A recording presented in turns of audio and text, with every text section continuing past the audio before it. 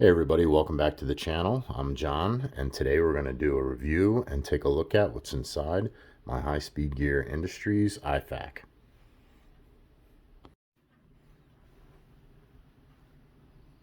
Hey everybody, welcome back and thanks for joining us as we do our little tour around the belt, so to speak. We're doing a tour of my range belt. We've gone over the belt. There's videos for that, a video for that actually. Excuse me. We did the alien gear holster, pogey pouch, and now today we're going to do some high-speed gear Industries IFAK. So yeah, let's get into this. All right, first things first, got to do some housekeeping here. I paid for all this. I'm not sponsored by High Speed Gear or anybody for that fact. Everything I do a review on, I paid for with my own money, and nobody is sponsoring me. There is no incentive for me to do these. This is just equipment that I've been using for quite a few years. I believe in it, so I'm going to do reviews on it and get that information out to you so you can make a better informed decision. You know, these things are the things that you put on your kit are quite expensive, so they're not cheap, and you know, it would be a real tough thing to learn by trial and error that you don't like something. So hopefully this gives you a little bit more information and you know, answers some questions for you and helps you make a better decision. The other housekeeping thing, please hit that like and subscribe button. We're really getting there, especially with this tactical stuff. Everybody seems to enjoy it. I enjoy it as well, and I have a ton of it. Like I said, I have 2 kits. We're going to get into carriers. We're going to get into all kinds of things, tactical, firearms, rifles, everything. So, you know, hit that like and subscribe and get notified when we put new videos out. But yeah, let's get into this. So this here is my High Speed Gear Industries IFAK, for those who don't know, individual first aid kit. And basically, this kit, I have one IFAK on each of my kits, my range belt. Remember, this is a range belt today. That's what it identifies as. So that's what we're going to call it. I have an IFAK on each one of my range belts, and I also have medical equipment in my carriers. We'll get into that when I do those videos, but medical is very important, especially when you're on the range. Accidents can happen, stupid things can happen. I've seen it happen, I've heard about it happening. As a matter of fact, I'll tell you a little story. I was in the police academy in Allentown, Pennsylvania. It was in the 90s, late 90s. And we were in the firearms block of our training. The first thing that we did prior to the firearms is we did medical, first responder training, and then we moved on to the firearms, namely our pistols. So there we are doing our block, our shooting block, day shoot. Myself, everybody from the class was there. We were all on the 25-yard line, and we were supposed to have weapons holstered. The class president and myself were standing next to each other. We were talking, and the next thing you know, we heard a shot go off, and the dirt in front of us spit up and hit both of us square in the face and the chest. The commander of the police academy at the time took swift action, took the firearm out of the cadet's hands, cleared the weapon, and proceeded to pretty publicly chastise the person, and it was well deserved. Turns out that the person wasn't very familiar with firearms. I don't know why they were at the police academy then, but their weapon had a misfire, a malfunction, and because they didn't know what they were doing, they didn't know how to handle the firearm, they ended up pointing the firearm down the firing line, down the line. So she was doing whatever and ended up squeezing the trigger, and a round came out and hit the ground right in front of us. So that's just, you know, one of the things that can happen. You can have serious injuries on the range. That happened at the police academy. Now imagine what can happen at, you know, any other range. If it can happen there, it can happen anywhere, and especially the ranges where you don't have a range master or they're not monitored ranges. Out here on the Front Range, we have a lot of those. As a matter of fact, when I want to get together with my friends and do some training together, we have basically a free open range out here on the Front Range that we go to, and we can practice tactics, working together, you know, different tactics we can apply and practice and utilize. So the utmost importance when you're in those situations is being able to have something that can provide medical treatment. The other thing is making sure you know how to use the stuff that you're carrying. Don't go out and buy this stuff. Let it sit in the IFAK and, you know, just hope and pray that you don't ever have to use it, but you still look cool with it on. This isn't about looking cool.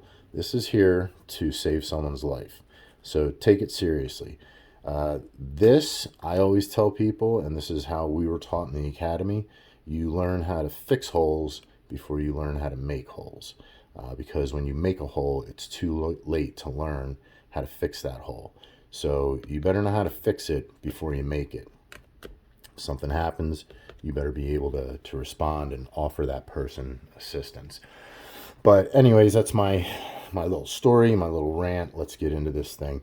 So this is the High Speed Gear Industries IFAK. It's a two-piece IFAK. It's got an outer shell, as you can see here, and then it's got an inner one. And we'll take this out and I'll show you what I'm talking about here. The outer shell is a 1000D Cordura, I believe. So very strong, very resilient. It'll stand up to the abuses of run around. This one's starting to fray a little bit here, as you can see, but I've had this for, man, a couple of years, and I've been running it, so I'm not surprised. You can just take a little lighter and melt that off and we'll be fine. But as far as the shell of this thing goes, very durable, very resilient. On the outside of it, it gives you a couple places to put pens. I usually have a Sharpie up here. I think I took it out because it went dry. I got to replace that.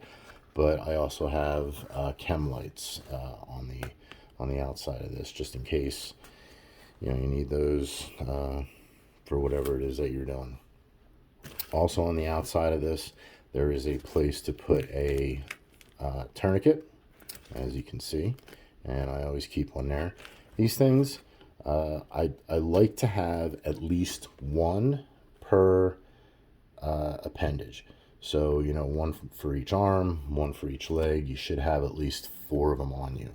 Ideally, you should have 8, because you never know. You might have, you know, injuries that are so severe that it takes 2 tourniquets in order to stop that bleeding. And that's the whole thing. That's the key. Stop that bleeding. That's basically what this kit's for. It's a trauma kit. It's a gunshot kit. It's not for playing around. If you have a boo-boo, the boo-boo bag is in here, which is the pogey pouch. It's just got Band-Aids, triple antibiotic ointment, and some lens wipes. And the lens wipes that I use are alcohol lens wipes, so they can double as, you know, a sanitary means to wipe down where the injury is to prevent infection. Also on this, on the outside, as you can see, a pair of shears. Be able to cut stuff off. So yeah, that's the outside of it. Let me get this open and I'll show you. Now, when this is on your body, it's a lot easier to operate because, you know, obviously it's around you and there's more space here and stuff like that. But basically, yeah, these handles, pull that out. Okay, 2 handles, one on each side, so you can pull it. It's ambidextrous. You can pull it either way. And let me get this belt out of the way here, and we'll take a look. Push this off to the side. All right, so here's the meat and potatoes of the IFAK. It's just a carry bag. It's got 2 elastic straps that are attached. They come around, keeps it closed. As you can see on the bottom, you have 2 rivets where you can get water draining, sand, dirt, all that stuff will come out of it. This one isn't packed too heavy. The one that's in my other kit is packed a little bit more heavy.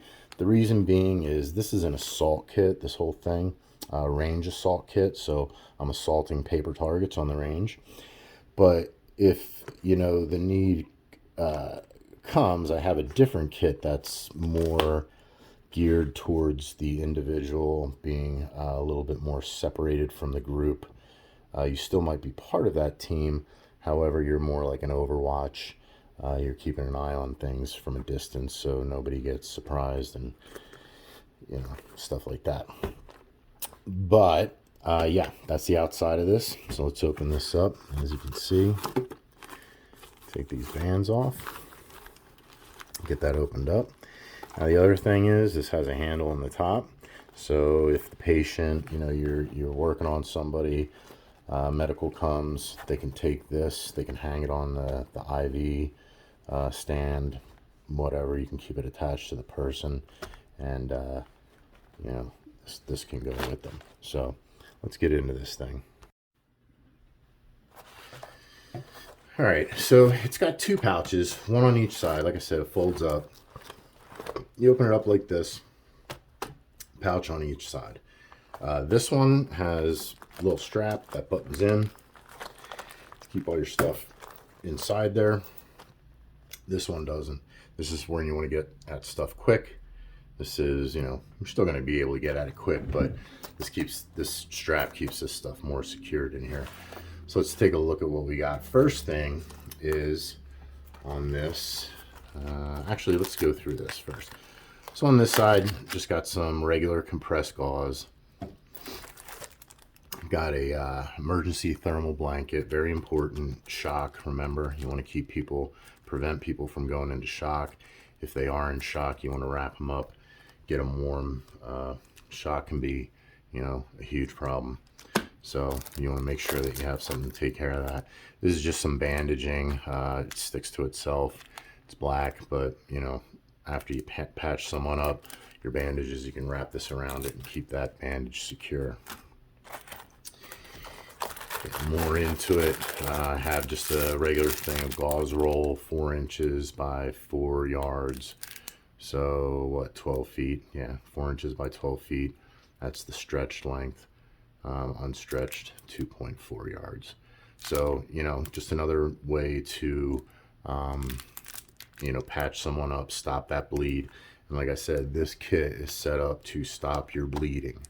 That's the most important thing. Stop the person from bleeding, get them stable, get them to a place where there's advanced medical personnel and they can take over from there. But your job is just to make sure that that person is stable. You stop that bleeding, you keep them breathing, you keep that pulse going. So gauze, and I carry 2 hyphen vents, chest seals, entry and exit wound. So there's 2 in each of these, 4. So you can take care of 2 gunshots to the chest. You can take care of that with these. Make sure you know how to use these. And like I said, I'm going to repeat this. Make sure you train and learn how to use all the stuff in here. You go thinking that you know something and you start messing with someone, you could make things worse instead of making them better, okay? So there's plenty of places that you can go to get education on first aid. There's a lot of groups out there that teach it. You can look on the internet anywhere. One that I know is Refugee Medical. Guy's name is Bear. He does a fantastic job. He's a great patriot. And yeah, he's got some great videos out there, but he also he's big into the medical. And I can really appreciate that because people just don't understand how important that is. You know, it's as important as learning how to operate your firearm and your weapons system.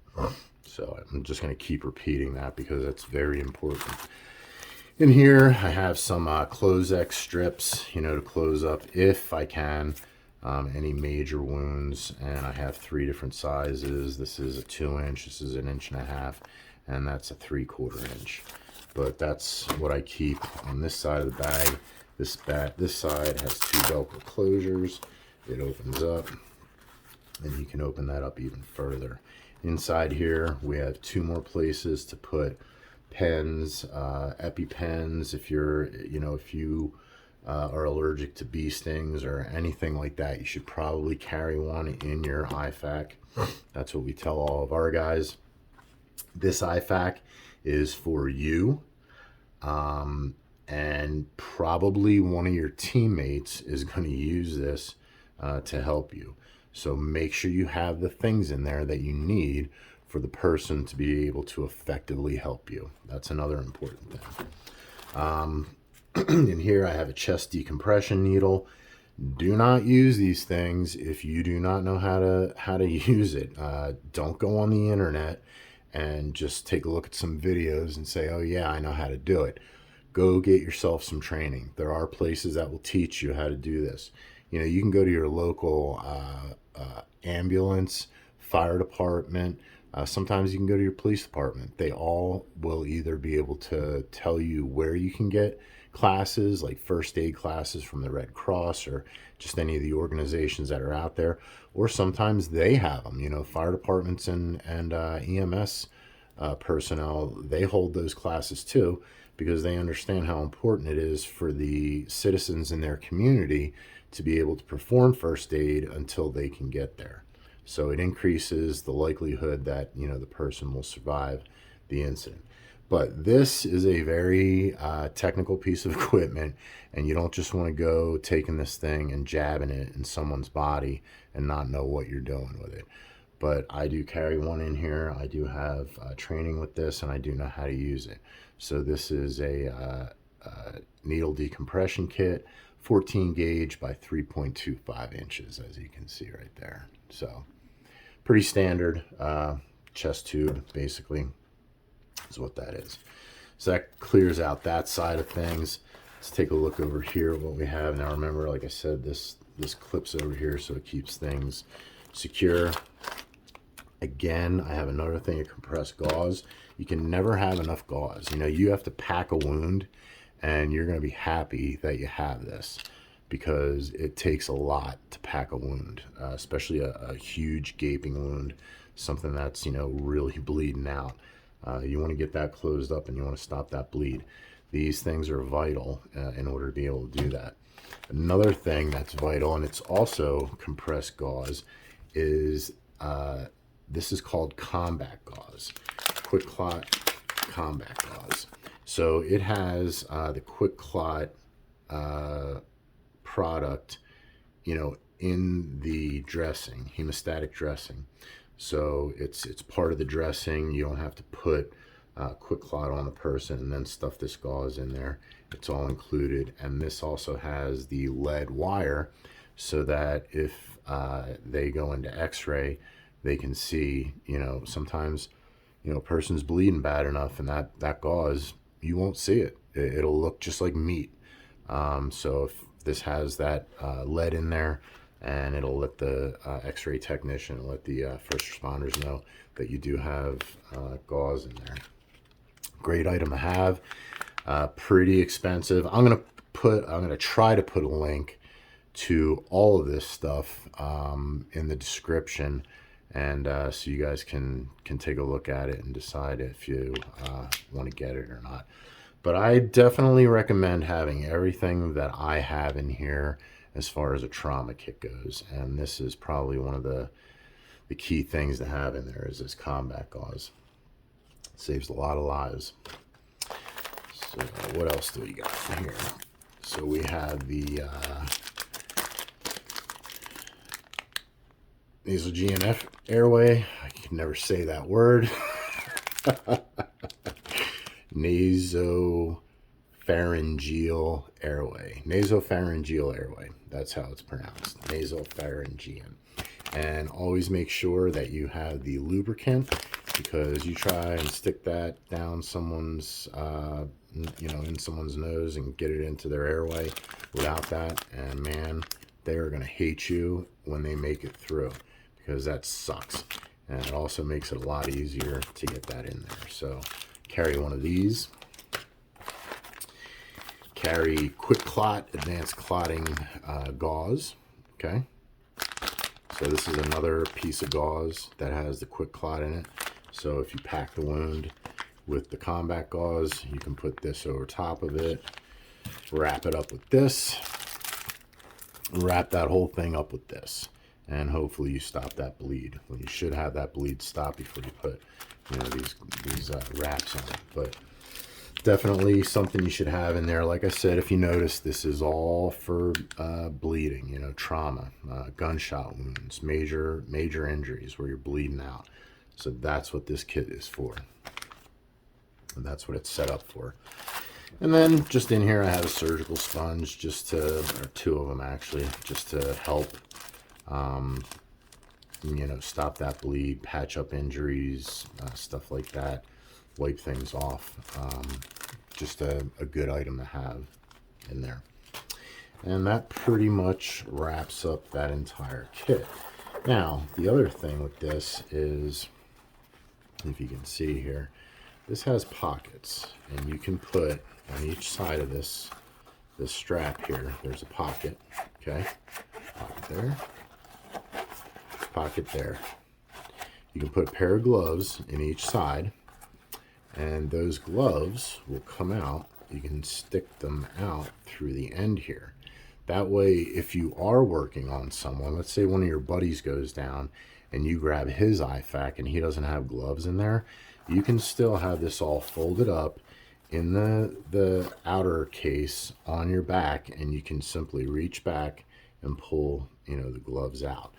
I don't have any in here right now. I ran out of them. I do have them in my other kit. As a matter of fact, we were practicing some first aid stuff, and that's why I don't have them in here. I used a pair, and I gave my buddy a pair.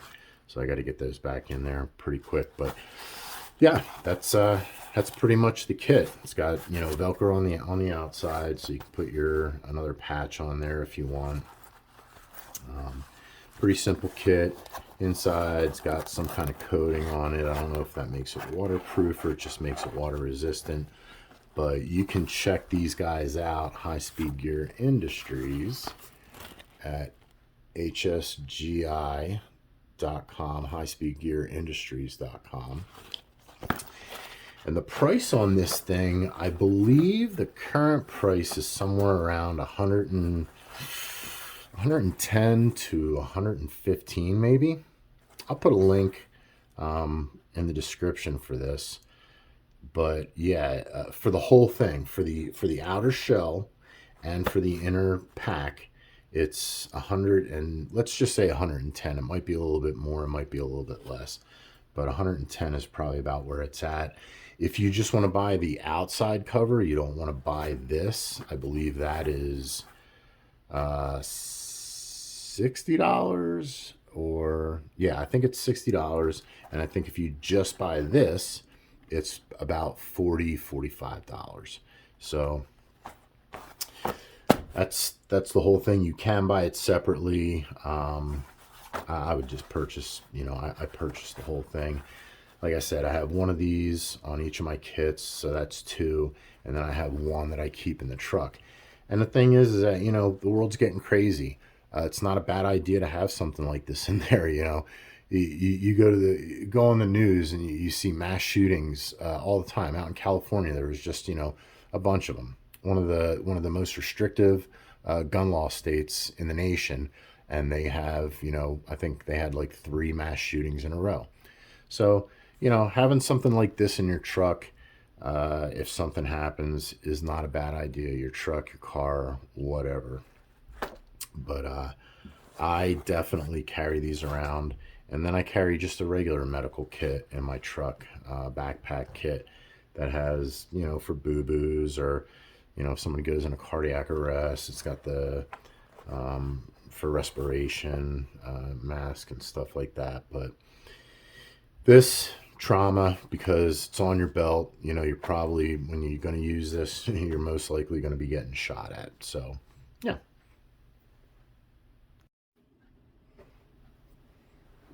All right, so got it all back together. Now here's the thing. I mean, you know, am I recommending this, you know, specific IFAK? Yes, I am. I enjoy it. It runs great for me. It works great for me.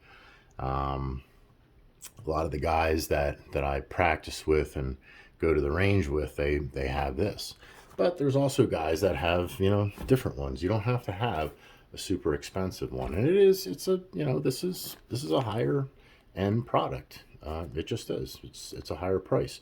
And anybody who, you know, buys these things, or, you know, buys this tactical equipment knows, you know, what the price of an IFAK is. You could probably pick one up for 40, 60, 50 bucks.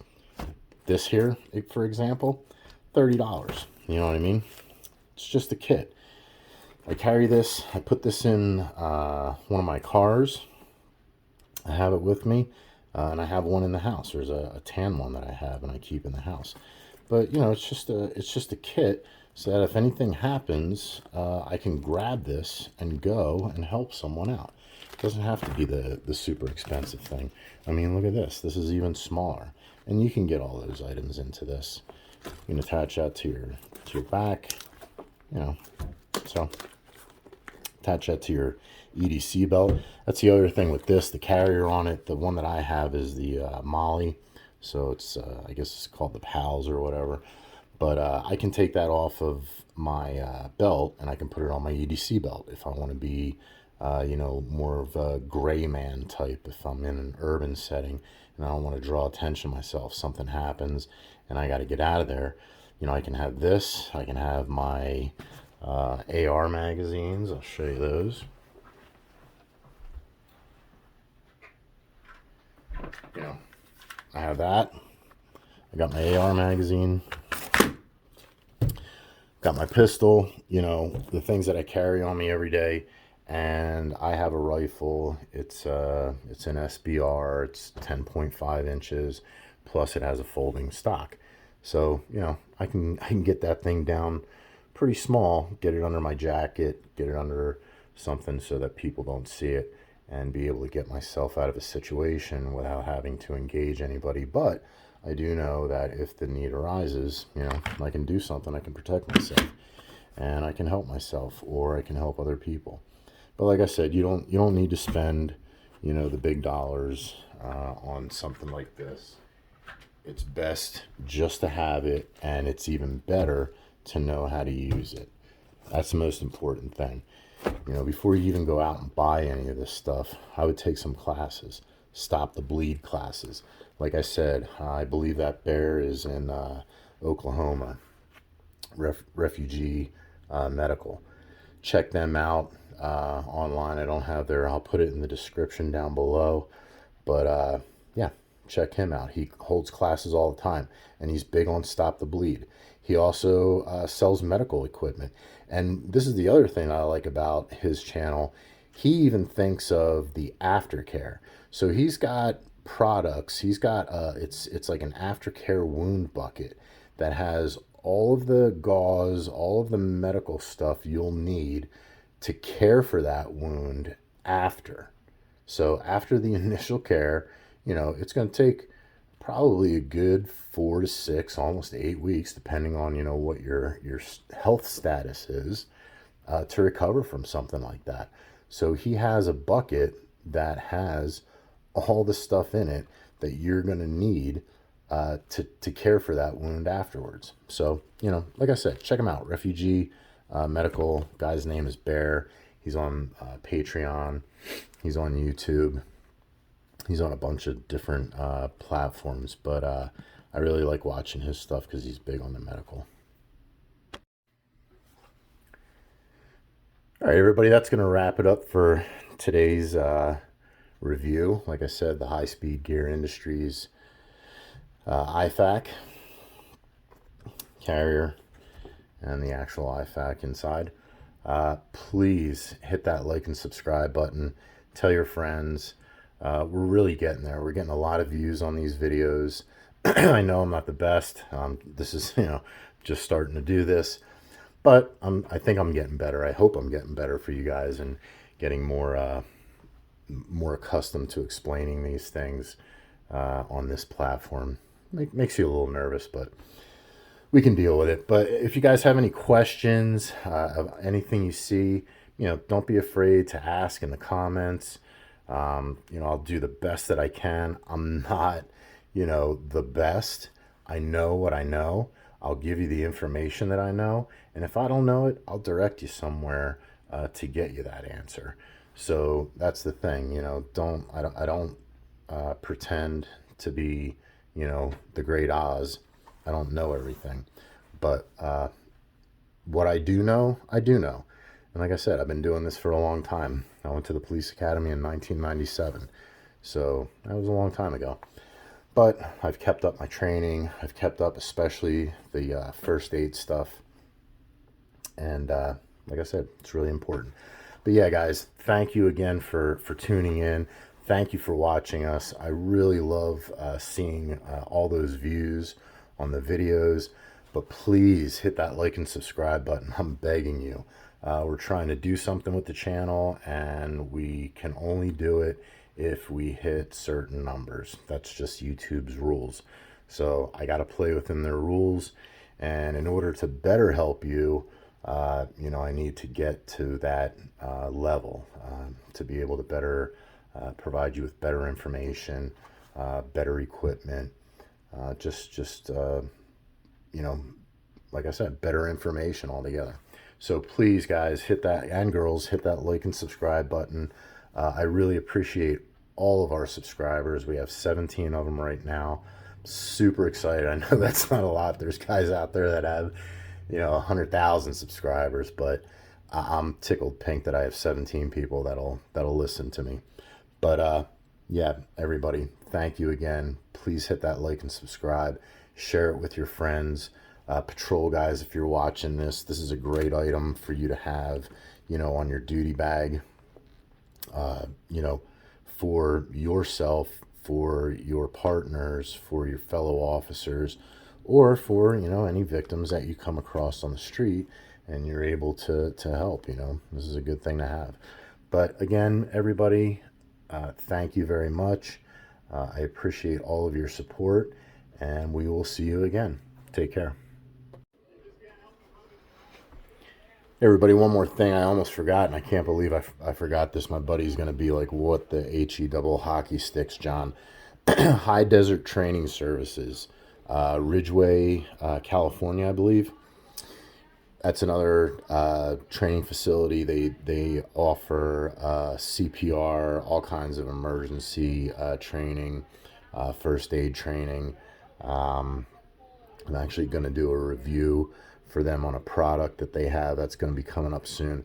But yeah, check them out. I'll put a link to their site in the description. High Desert Training Services out in California, Ridgeway, California. Great people. I know the owner, great guy. Talked to him many times, and very, very knowledgeable. They have a great staff. They have a great facility. And the guy just really knows what he's doing, and he's very passionate about teaching people CPR and getting them trained up so that if anything happens, they can jump in and help people. So yeah, like I said, High Desert Training Services, that's out in California, Ridgeway, California, and Refugee Medical, that's down in Oklahoma. I'm not sure where in Oklahoma, but if you look them up online, Refugee Medical online. I'll put a link to them also down there. So yeah, thanks guys.